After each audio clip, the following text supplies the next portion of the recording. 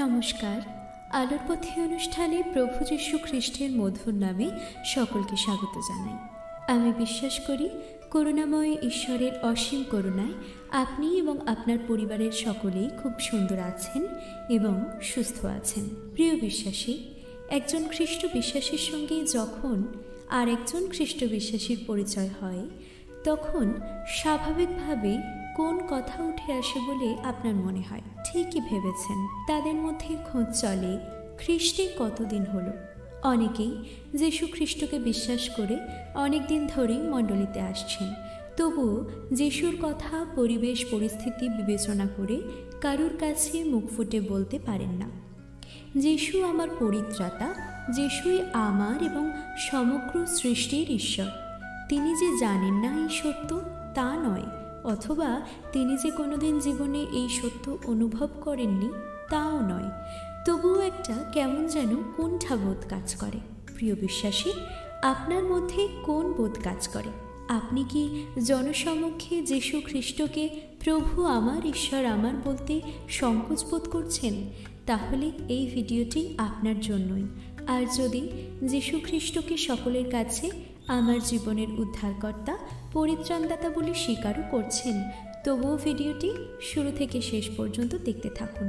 কারণ যারা আপনার কাছে আসছে যীশু খ্রিস্টের সম্পর্কে জানতে, তাদের মধ্যে একটা পরিষ্কার ধারণা তৈরি করতে হলে আপনাকে এই ভিডিওটি দেখতে হবে। যেন একজন বিশ্বাসী দৃঢ় হয়ে, মজবুত হয়ে, সকলের নিন্দা তাড়না লাঞ্ছনা সহ্য করে স্থিরভাবে দাঁড়িয়ে থাকতে পারে, সেই চেতনা দান করা একজন খ্রিস্ট বিশ্বাসী হিসেবে আপনার কর্তব্য। তাই প্রিয় বিশ্বাসী, আসুন পবিত্র বাইবেলের কয়েকটি পদ অধ্যয়ন করে আমরা সেই বিষয়ে উৎসাহ অন্বেষণ করি। আসুন প্রথমে আমরা প্রার্থনা করি। হে আমার স্বর্গের জীবন্ত পিতা, তোমার যীশু নামে ধন্যবাদ জানাই। এই সময় পর্যন্ত তুমি আমাদের প্রত্যেককে জীবিত রেখেছ পিতা, তার জন্য তোমায় ধন্যবাদ দিই। হে সদাপ্রভু, সর্বশক্তিমান পরাৎপর ঈশ্বর, আকাশ ও পৃথিবীর নির্মাণকর্তা এবং সমগ্র জগতের নিয়ন্ত্রণকর্তা ঈশ্বর, তোমার পবিত্র জীবন্ত বাক্য থেকে তুমি আমাদের সেই উৎসাহ এবং উদ্দীপনা খুঁজে পেতে সাহায্য করো। তোমার পবিত্র আত্মা দ্বারা আমাদের সাহায্য করো পিতা, যেন আমরা তোমার বাক্যের ভেদ বা অর্থকে গ্রহণ করতে পারি, বুঝতে পারি এবং আমাদের জীবনে সেই শিক্ষাকে আমরা পাথেয় করে চলতে পারি। তোমার অসীম অনুগ্রহে আমাদের সকল প্রার্থনা তুমি শ্রবণ করো ও গ্রাহ্য করো। যারা এই ভিডিও দেখছেন এবং যারা দেখবেন, দয়া করে তোমার বাক্য থেকে তাদের আশীর্বাদ করো। এই সময় বিভিন্ন স্থানে তোমার যীশু নাম গ্রহণ করছে বলে যদি তাদের সমাজের বিভিন্ন স্তর থেকে কোনো রকম শারীরিক বা মানসিক শোষণ নিপীড়ন নেমে আসছে, প্রভু তুমি তাদের সাহায্য করো। তারা যেন তোমার নাম নিতে কোনো প্রকার লজ্জা বা ভয় বোধ না করে। ওই সকল স্থানে ওই সকল বিশ্বাসীকে পবিত্র আত্মায় ব্যবহার করে তুমি তোমার গৌরব ও মহিমাকে প্রকাশ করো, যেন সকল অত্যাচারী শৌল পৌলে পরিণত হয়। তোমার রাজ্য আইসুক সমুদয় জাতির হৃদয় ভূমিতে।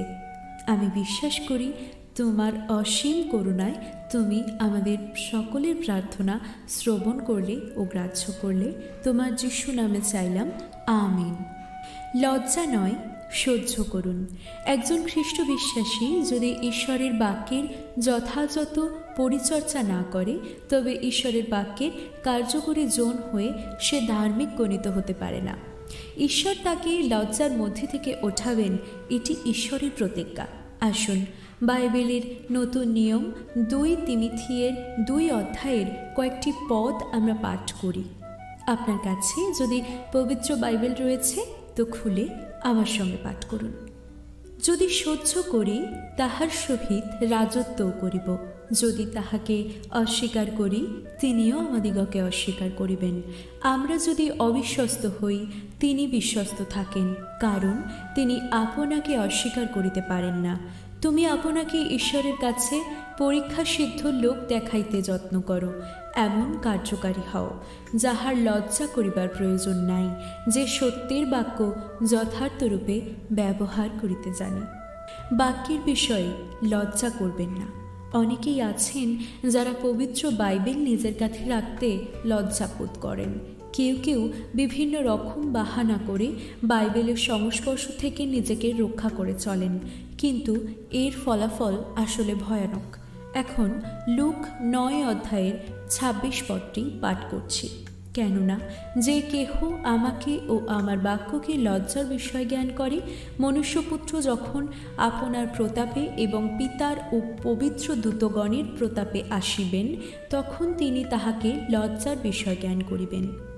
প্রিয় বিশ্বাসী, ঈশ্বরের বাক্যকে অবহেলা করে আসলে কি আমরা ঈশ্বরকেই অস্বীকার করছি না? যেহেতু আমরা জানি বাক্য ঈশ্বর এবং ঈশ্বরই বাক্য। আবার যীশু খ্রিস্টের নামে যাচনা করতে অনেকের মধ্যেই কুণ্ঠাবোধ দেখতে পাওয়া যায়। পরমেশ্বর পিতার কাছে চাইব, কিন্তু পুত্রের নামে কেন? যে নিজেকে ঈশ্বর না বলে ঈশ্বরের পুত্র বলে পরিচয় দিয়েছে, সেও আমাদের মতোই রক্ত মাংসের একজন মানুষ।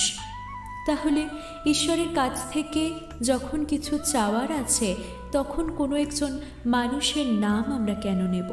কিন্তু বাইবেল সাক্ষ্য দেয়, সেই বাক্য মাংসে মূর্তিমান হলেন এবং আমাদের মধ্যে প্রবাস করলেন।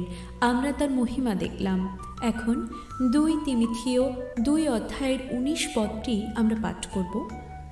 তথাপি ঈশ্বর স্থাপিত দৃঢ় ভিত্তিমূল স্থির রহিয়াছে, তাহার উপরে এই কথা মুদ্রাঙ্কিত হইয়াছে, প্রভু জানেন কে কে তাহার, এবং যে কেহ প্রভুর নাম করে সে অধার্মিকতা হইতে দূরে থাকুক। এরপর পাঠ করব রোমিও তার 5 অধ্যায় 5 পদটি।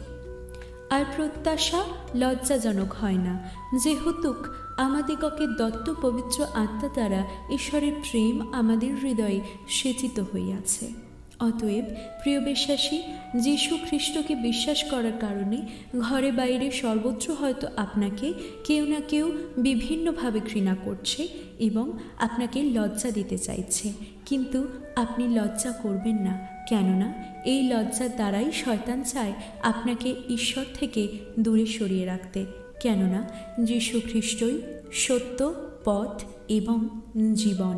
সেই অনন্ত জীবনকে যদি পেতে হয়, তাহলে অবশ্যই যিশুর নামকে স্বীকার করতে লজ্জা বোধ করলে আমাদের হবে না। অতএব খ্রিস্টকে গ্রহণ করে যে নতুন জীবন আপনি লাভ করেছেন, সেই জীবনে প্রভু যীশু খ্রিস্টের নামে আনন্দ করুন। আর তাতে যে প্রত্যাশা আছে, যে অনন্ত জীবন রূপ মুকুটের পুরস্কার ঈশ্বর ঘোষণা করেছেন, তা লাভের জন্য প্রভু যিশুতেই স্থির থাকুন। কারণ ঈশ্বরের বাক্য আমাদের নিশ্চিত করেছে, আর অন্য কাহারও কাছে পরিত্রাণ নাই। কেননা আকাশের নিচে মনুষ্যদের মধ্যে দত্ত এমন আর কোনো নাম নাই, যে নামে আমাদিগকে পরিত্রাণ পাইতে হইবে। এই কারণ ঈশ্বর তাহাকে অতিশয় উচ্চ পদান্বিতও করিলেন এবং তাহাকে সেই নাম দান করিলেন, যাহা সমুদয় নাম অপেক্ষা শ্রেষ্ঠ, যেন যিশুর নামে স্বর্গ মর্ত পাতাল নিবাসীদের সমুদয় যেন পাতিত হয় এবং সমুদয় জিহা যেন স্বীকার করে। অতএব হে আমার প্রিয়তমেরা, তোমরা সর্বদা যেমন আজ্ঞাবহ হইয়া আসিতেছ, তেমনি আমার সাক্ষাতেই যেরূপ, কেবল সেই রূপ নয়, বরং এখন আরও অধিকতর রূপে আমার অসাক্ষাতে সভয়ে ও সকম্পে আপন আপন পরিত্রাণ সম্পন্ন করো। ভিডিও শেষ করার আগে আবার উল্লেখ করি, কারো কাছে লজ্জিত হবেন না। লজ্জার দ্বারা আমরা পাপের পরিত্রাণকে পাই না। তাই ধন্যবাদের সঙ্গে প্রভুতে আনন্দ করুন, যিশু নামের মহিমা কীর্তন করুন। ঈশ্বর সকলকে আশীর্বাদ করুন, এই প্রার্থনা রাখি। সকলকে জয় যিশু।